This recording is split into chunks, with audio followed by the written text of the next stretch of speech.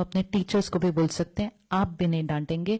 और जब heads and teachers इकट्ठे मिलकर नहीं डांटेंगे तो स्टूडेंट के ऊपर तो आप रिस्ट्रिक्शन डाल ही सकते हो कि while you are in this premises, आपका बोल और व्यवहार, चलो हम किसी की सोच नहीं उनकी चेंज कर सकते, लेकिन हम बोल और व्यवहार पे तो इम्प्लीमेंट कर ही सकते हैं। और फिर अगले साल तक हम ब्रोशर में डाल देंगे।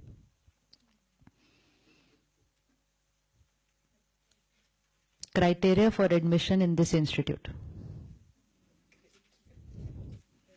Criteria for admission, why not, क्यों नहीं? यस, हाँ, very good. Criteria for hiring, आज हम वो समय पे चल रहे हैं, सबको एडमिशन चाहिए और सबको जॉब भी चाहिए। आप अपने क्राइटेरिया लिख दो, लोग 1 मिनट में मानने के लिए रेडी है।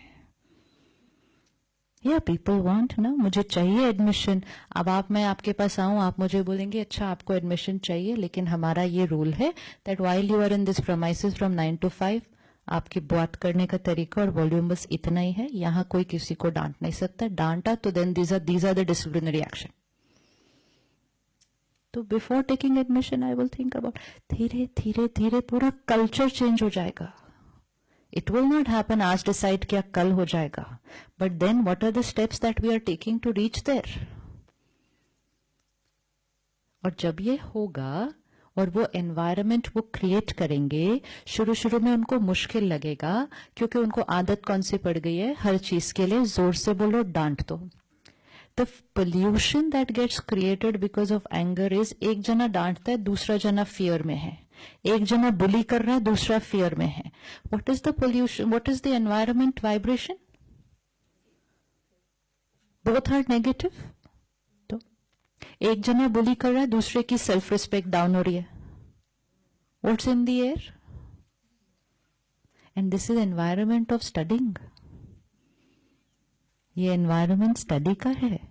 अब इस सबसे अच्छा कोई 1 घंटा लेट आ जाए तो कोई बात नहीं, लेकिन इतना भी तो दूषित ना करते उस बात के लिए। कितना मन की स्थिति पर असर पड़ता है।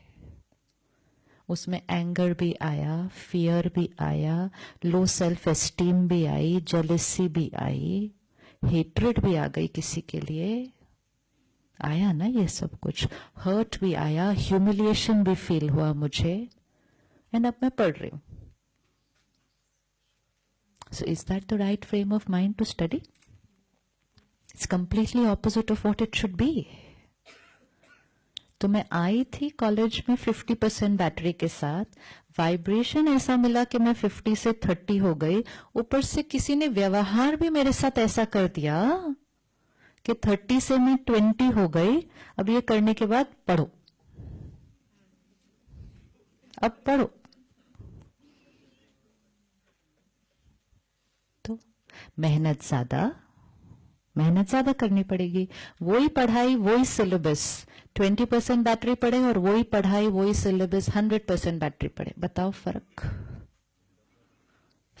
अब हमारी रिस्पॉन्सिबिलिटी क्या बनी? सिलेबस कंप्लीट हो जाए, एग्जाम टाइम पे हो जाए, इवैल्यूएशन ठीक हो जाए, मार्क्स आ जाए, फिनिश्ड। हमने अपनी रिस्पॉन्सिबिलिटी पे ये रखा ही नहीं कि सबकी बैटरी 100% हो, और हमने अपनी रिस्पॉन्सिबिलिटी पे ये रखा नहीं कि जब वो यहां से प्रोफेशनल निकल के बाहर जाए इंडस्ट्री के अंदर, तो वो सिर्फ मार्क्स लेकर ना जाए, वो पावरफुल जाए, तब आके जाके वो अपनी ऑर्गेनाइजेशन में अपने लोगों के साथ इस तरह से काम करे। अगर 5 साल कॉलेज के अंदर किसी का ये व्यवहार करने का तरीका बन गया ना कि सबसे प्यार से बात करनी है, चाहे वो टॉप हो चाहे वो प्यून हो, हर एक को एक समान देखना है, एक, आप देखो ये अब जब किसी ऑर्गेनाइजेशन में जाएंगे तो वो उनका क्या बन गया? वो उनका बन गया संस्कार। जब हम कह रहे हैं पेरेंटिंग ठीक नहीं हुई, तो चलो पेरेंटिंग ठीक नहीं भी हुई, हम कर लेते हैं कुछ चीजें ठीक। आजकल पेरेंट्स और बच्चे इकट्ठे टाइम ही कितना बिता रहे हैं, और फिर क्योंकि हमारी मनोस्थिति ऐसी है तो घरों में भी छोटी छोटी बातें कुछ कुछ चल रही हैं, कुछ घरों में थोड़ी बड़ी बातें चल रही हैं। अब क्या करें? अगर घरों में ऐसी बातें चल रही हैं, बच्चों पर असर पड़ रहा है, तो छोड़ दें उसको फिर? नहीं, हम ठीक कर लेंगे। तो अगर एक बच्चा ऐसे घर से आ रहा है जहां हस्बैंड वाइफ लड़ रहे हैं, ओके, तो वो लड़ रहे हैं, बच्चे को वाइब्रेशन कौन सा मिल रहा है, लेकिन फिर वो बच्चा सुबह से शाम आपके इंस्टीट्यूट में है,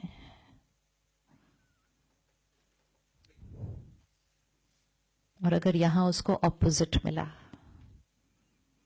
तो वो शाम को घर जाके अपने पेरेंट्स को इतनी पावरफुल वाइब्रेशन रेडिएट करेगा कि उनके झगड़े कम होने लग जाएंगे। लेकिन अगर वो लड़ रहे हैं, उस स्थिति से बच्चा कॉलेज में आ रहा है, वहां भी वो किसी को बुली कर रहा है या कोई उसको बुली कर रहा है, फिर टीचर मिलकर उसको डांट रहे हैं, ये सब करके और डिप्लीट करके फिर उस घर में भेजो, वहां और डिप्लीट हो, सुबह इधर आओ, वहां और डिप्लीट हो, तो एक ना एक दिन मेरे से तो कोई ना कोई ऐसा काम हो ही जाएगा फिर।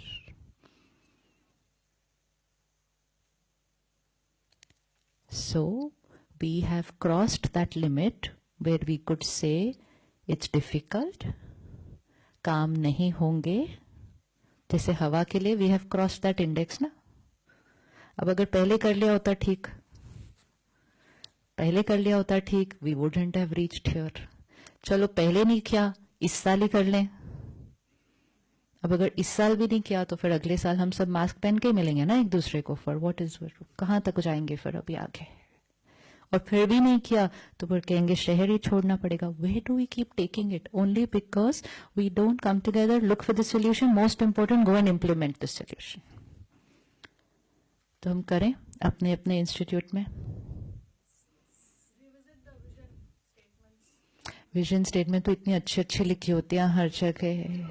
सबसे इम्पोर्टेंट तो अपने बच्चों को या अपने स्टाफ को रोज पूछ ही लिया करो कि विजन स्टेटमेंट है क्या अपनी, वो भी नहीं याद होती है। वो कहते हैं हाँ जी मैम वो उसमें था, हाँ मैं 1 मिनट जाके बाहर बोर्ड पे पढ़ के आती हूँ।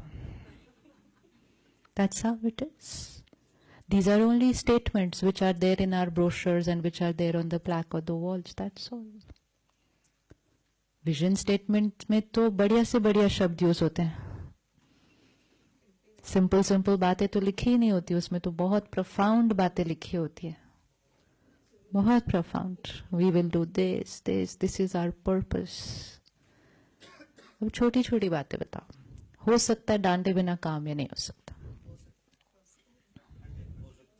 हो सकता है ना? ज्यादा अच्छा तो होगा ही, वो तो आप करके बताना अगली बार जब आओगे कि कितना अच्छा हुआ उसके बाद। लेकिन इम्पोर्टेंट है, can we create that as a lifestyle?